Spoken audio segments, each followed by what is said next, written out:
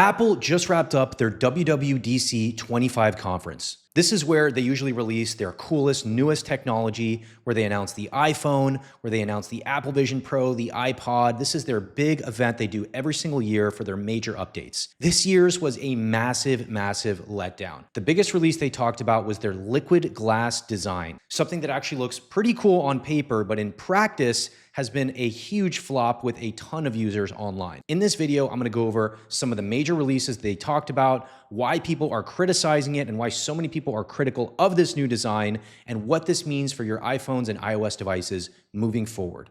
Let's jump right into this video. So this was WWDC 25, and a lot of people are criticizing this as the biggest flop they've had in decades. Now, I mentioned that their biggest release was their liquid glass design. So let's watch this short video about the liquid glass design. So you can see that the concept is essentially sort of like a bubble effect. So you have this like sort of bubble effect where it's almost like a magnifying glass over your iPhone, over your iOS devices. So you can see this video. I mean, it looks pretty cool, right? It looks like something that, is actually a pretty cool concept, right? It's almost like I said, a little magnifying glass.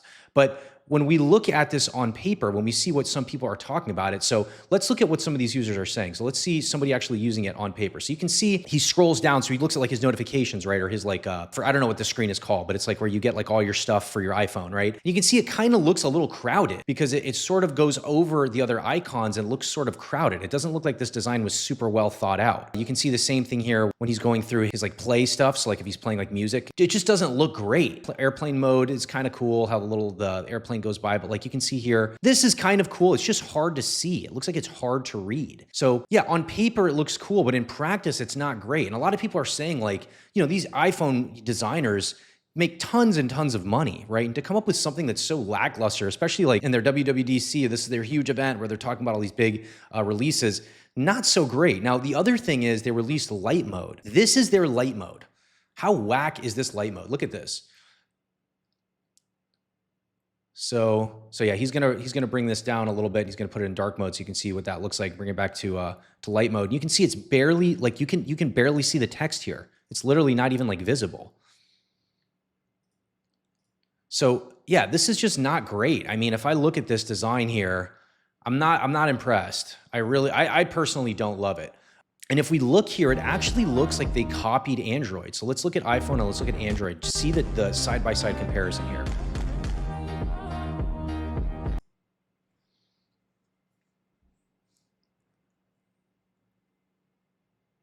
I mean, it is very, very similar. Very, very similar. I mean, I'm looking at this right now with you, and I mean, it looks to me almost exactly the same. In fact, I think the Android one looks a little better. It looks more well thought out.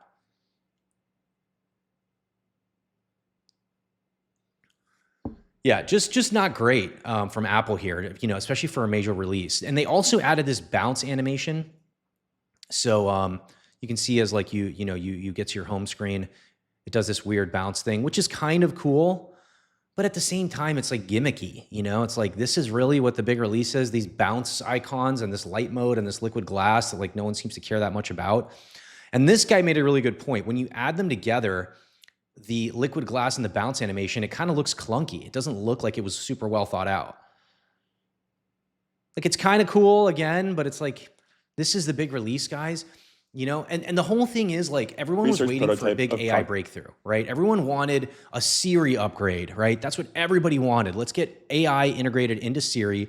I can open Siri on my phone, ask it a ton of different questions. It can do cool stuff for me on my iPhone. It can actually answer really cool questions. It can dynamically go into my iOS system and do really cool things for me, analyze my pictures and do all kinds of cool stuff. They didn't release that, right? They're so behind on AI right now. Meanwhile, Google is killing it with AI. Check out this video on their latest AI assistant that they just added to their phones. Check this out. This is really, really cool. I'm here with the latest research prototype of Project Astra, and we're going to see how it can help me fix my bike.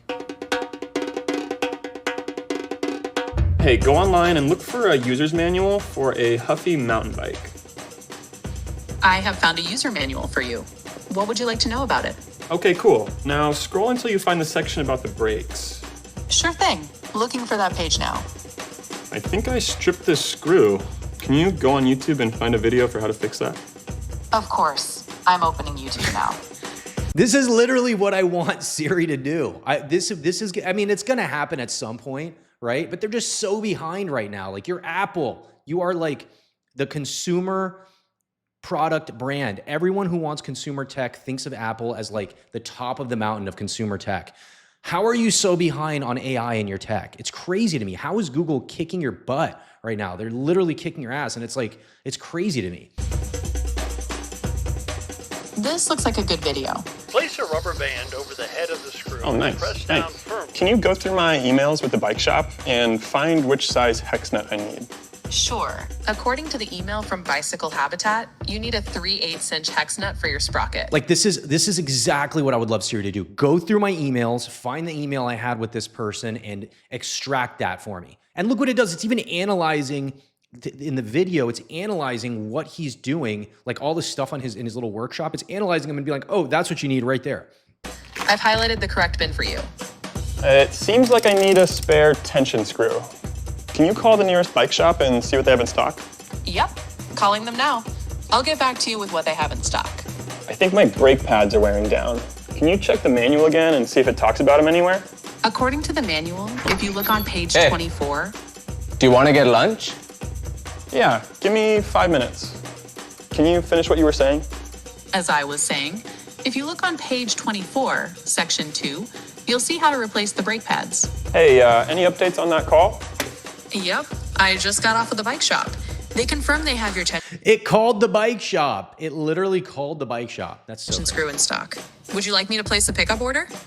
Could you show me some examples of dog baskets I could put on my bike? Sure, I can help you with that. Just give me a moment. Here are some options. I think Zuka would look really great in these. It even knows his dog's name. All right, so you can just see where I'm going with this, right? Google is crushing it with AI and their consumer tech. Apple is way, way, way behind. Instead, they're launching this whack glass liquid design thing, which like nobody asked for, nobody cares for. And so let's look at some of the features that they did roll out, right? So this was one of their big features that they rolled out at their WWDC. It's emoji mixing. Okay, let's check this out. Into a Genmoji, you can mix together two emoji to create something new, like a sloth and a light bulb, for that moment when you're the last one in the group chat to get the joke. You can even Get it, guys? The sloth and the light bulb. You're the last one to get the joke. Like, dude, nobody cares. Nobody wants this. combine emoji with descriptions. So if you're inviting your friends over for a karaoke night, you can mix a woman emoji with a microphone and add a sequin jacket.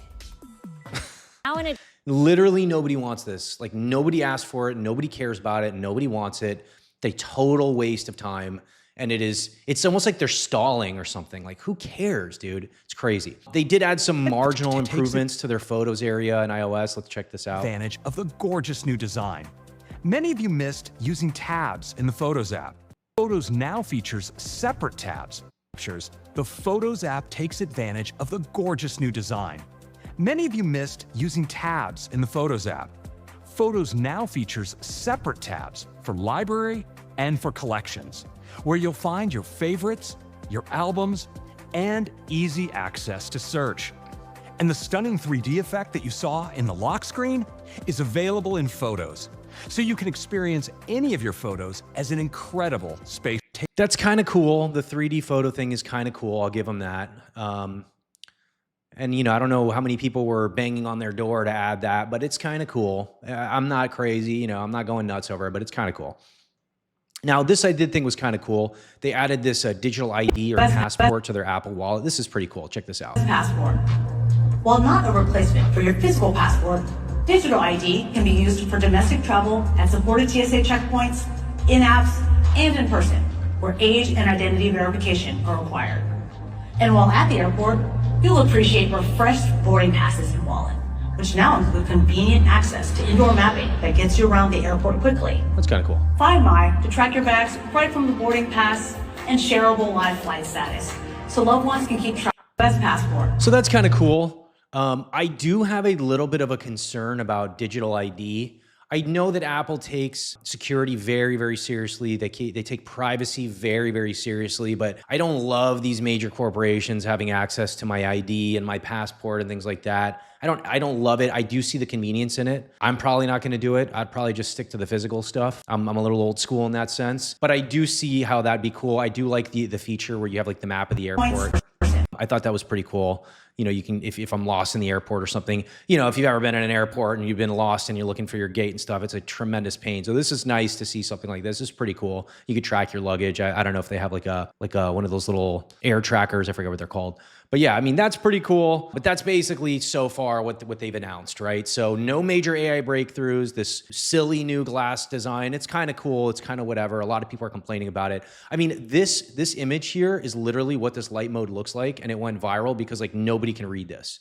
I mean, it's like, you know, take the time to review this and make sure that you're delivering design that people actually is useful, right? You're not just announcing things to announce things that ends up flopping, right? So anyways, that's what they've done so far. Not a huge hit with WWDC. We'll see what they come out with next year. Maybe next year is the year of AI. Who knows? I'm not super excited about it. I think personally that Google's going to be way ahead with AI. I mean, Apple's just going to have to buy Anthropic or something and buy one of these huge companies to start getting ahead. So if you like this video, give it a like, subscribe to the channel. Please drop a comment below. Let me know what you think about what's going on with Apple. Are they behind? Are they going to be the next IBM? Are they just going to fade into the distance and no one's going to care about them anymore because they're going to just lag so behind in this new tech? Let me know what you think.